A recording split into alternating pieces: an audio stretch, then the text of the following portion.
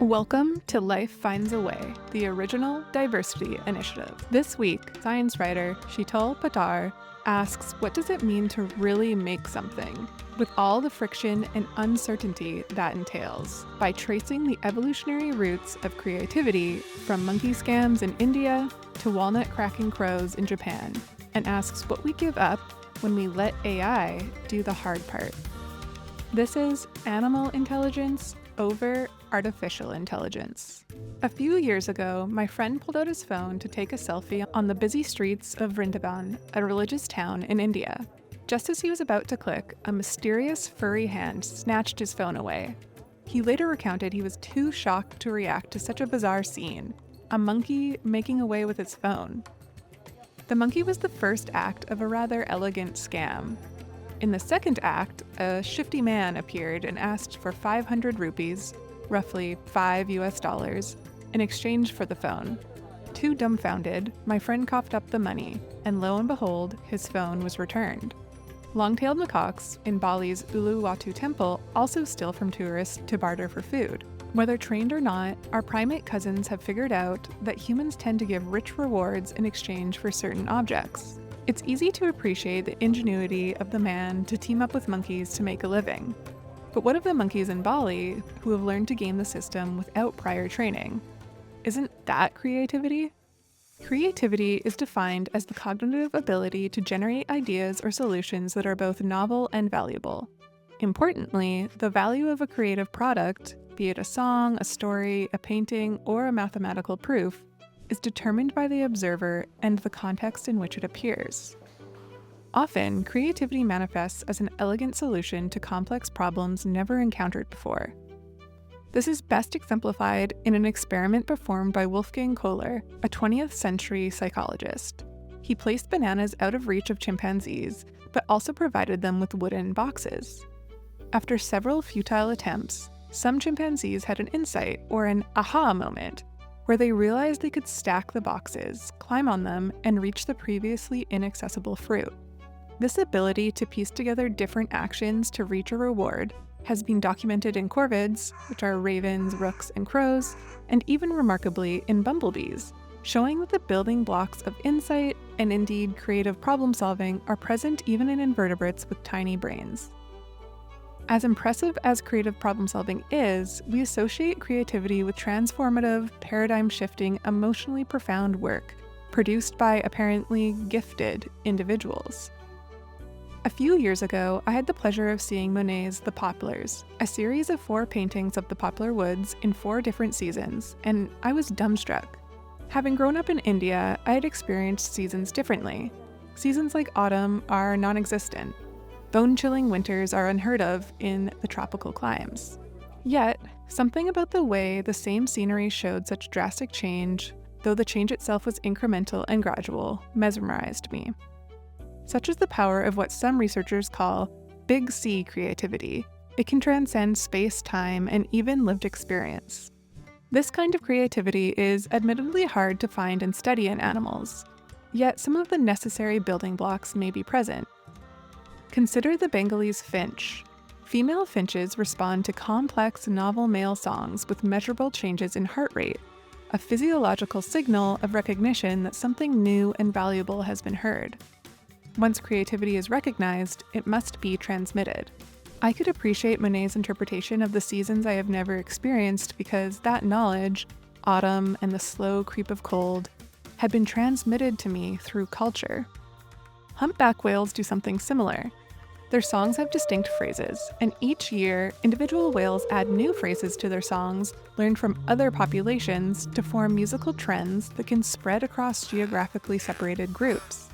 Whether those trends are driven by a few influential individuals or spread more democratically is still unknown, but the phenomenon itself suggests that creative innovation can become embedded in animal culture, much as it does in ours. A key difference between animal and human creativity is that animals are creative within the limits of their ecological constraints. Human innovation, on the other hand, has often transcended those limits into realms accessible only through technological advancement. One such advancement is artificial intelligence, which has pervaded almost every aspect of creative society, particularly in the last decade. Stories, music, images, art. Generative AI has entered all of it, calling into question the meaning of creativity itself and the ethics and ownership of what AI produces. Many experts bemoan the loss of human creativity due to AI use, with one view that essential skills like writing and critical thinking are being lost without any awareness or feeling of remorse. Others argue that pervasive AI use reduces curiosity, a prerequisite of creativity. Research supports this. People who habitually resorted to AI for routine tasks scored lower on measures of creativity. However, the full picture is more complicated. In another study, short stories written by people who had access to AI-generated ideas as starting points were rated as far more novel and useful overall by independent reviewers, but they showed significantly less variability in their themes. That loss of variability matters more than it might seem. Variation is the raw material of evolution, and without it, natural selection has nothing to act on. When AI collapses individual voices towards a collective average, we're not just making creativity more uniform, we may be stalling its evolution entirely. Contrast this with creative problem-solving observed in crows. In a Japanese city, crows drop walnuts onto roads with traffic to use passing cars as nutcrackers. In one population, the crows had gone a step ahead, using pedestrian crossings to throw nuts onto, so as to devour the broken nuts without being run over. But a study in Davis, California found that crows dropped walnuts at the same rate, irrespective of whether cars were passing or not. This indicates that the crows use the hard surfaces of paved roads to crack nuts, rather than passing cars. Here, crows seem to have figured out that dropping nuts from a height on a hard surface can also crack them. Different populations, different solutions to the same problem. This variation is exactly what AI threatens to remove. The individual variation that allows creativity, like any trait, to keep evolving. On the flip side, it can be argued that AI is the next logical step in the development of technology, to which we must now adapt. Bowerbirds offer a useful counterargument. The species is particularly accomplished at building elaborate nesting structures using materials from their surroundings. Depending on where they live, bowerbirds choose different objects to decorate their bowers.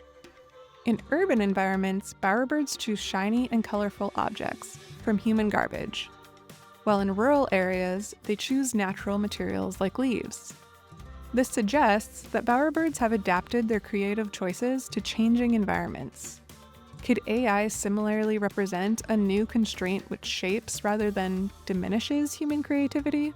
We perform creative activities in multiple stages: free-flowing exploratory thinking, persisting despite obstacles, trialing different solutions, using emerging insight, and validating through analytical thinking. Many of these steps involve uncertainty, which can be uncomfortable. Yet the release from this discomfort through sustained effort produces a kind of satisfaction unmatched by simply copying pre-existing solutions. Using AI removes some of this friction, and with it, some of the pleasure. Our greatest challenge in the AI age is to preserve our willingness to engage in exploratory, painstaking, and time-consuming processes of creation, especially in the face of instant gratification.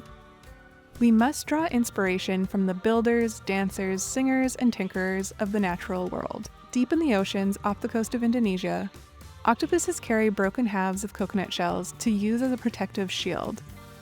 Though they find it difficult to walk with the shell, they carry it around in case they need it for shelter in the future. AI is our coconut shell, a tool we carry for a future that hasn't arrived yet, but slowing us down in the present.